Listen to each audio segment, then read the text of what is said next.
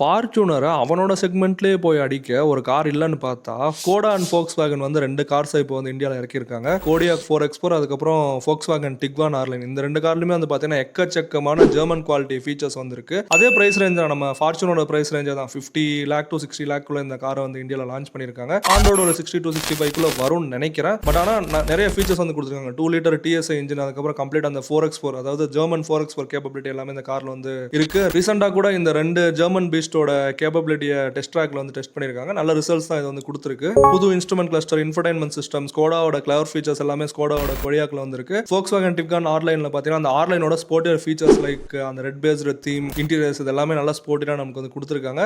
பரவாயில்ல, 50 to 60 lakh செக்மெண்ட்ல இந்த மாதிரியான ஸ்போர்ட்டியர் கார்ஸை நம்ம இந்தியாவில் என்ஜாய் பண்ண முடியுங்கிறது ஒரு பெருமையான விஷயம். நீங்க எந்த கார் வந்து சூஸ் பண்ணீங்க? ஒரு 50 to 60 lakh இருந்துச்சுன்னா நீங்க வந்து இந்த Tiguan R-Line ஒரு ஸ்கோடா கோடியா கிட்ட போவீங்க. உங்களோட இதை பத்தியான உங்களோட தாட்ஸை கண்டிப்பா நீங்க வந்து கமெண்ட்ல மென்ஷன் பண்ணுங்க.